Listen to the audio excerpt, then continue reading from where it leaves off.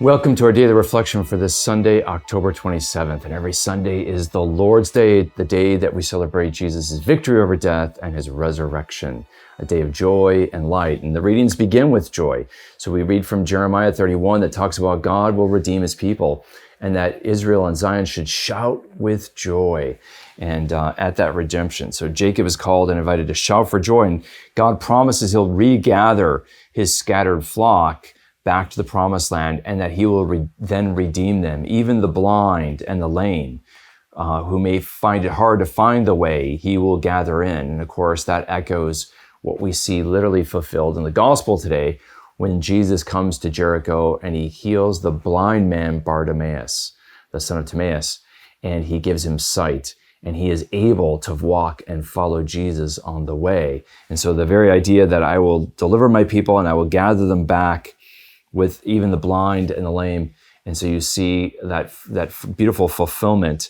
And they departed in tears, but they will rejoice. And for God says, I am like a father to Israel. And so we'll see Jesus bearing the image of the Father to the people of Israel. He will bring the good news of God's fatherly love to those he encounters.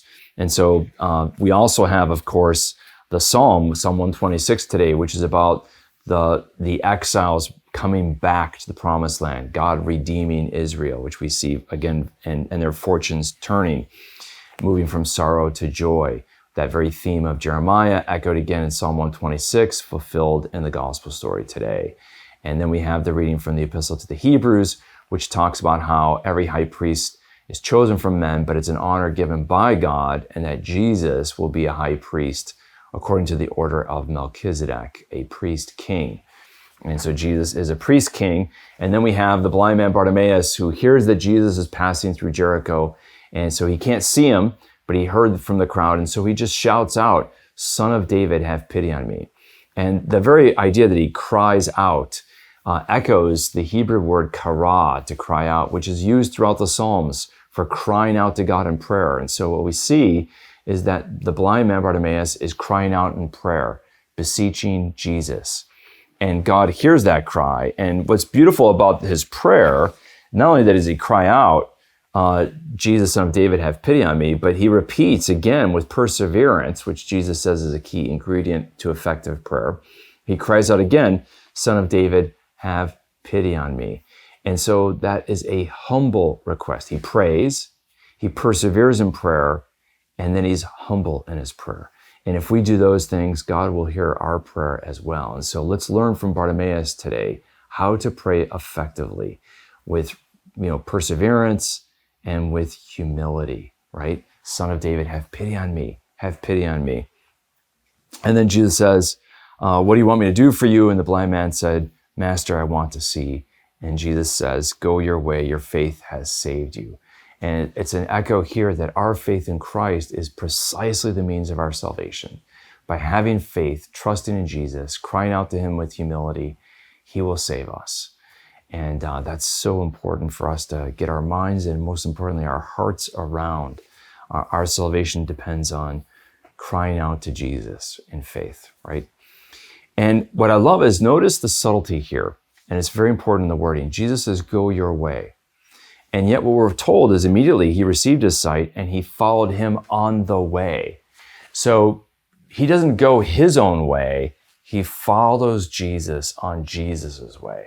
This is the key distinctive of a Christian disciple. We follow not our own paths and desires, but we follow the path that the Lord sets out on, right? We follow Jesus on his way. And of course, Jesus' way from Jericho will lead to Jerusalem and the Via Dolorosa, the way of the cross. And so true discipleship, if our eyes are truly open to see Jesus, like Bartimaeus is here, we follow Jesus on his way, not our own way. And so today in meditation, let's reflect on how we can pray like Bartimaeus, learning from him perseverance and humility. And then finally, let's follow Jesus on his way and not our own way.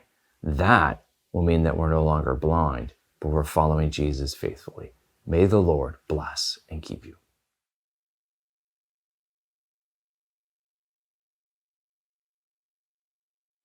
Thanks to God's providence, I'm speaking to you from the Augustine Institute's new campus in St. Louis, Missouri. We have this wonderful 286-acre state-of-the-art campus, which is going to allow us to transform our mission from simply having digital platforms to now having a physical platform that complements those digital platforms.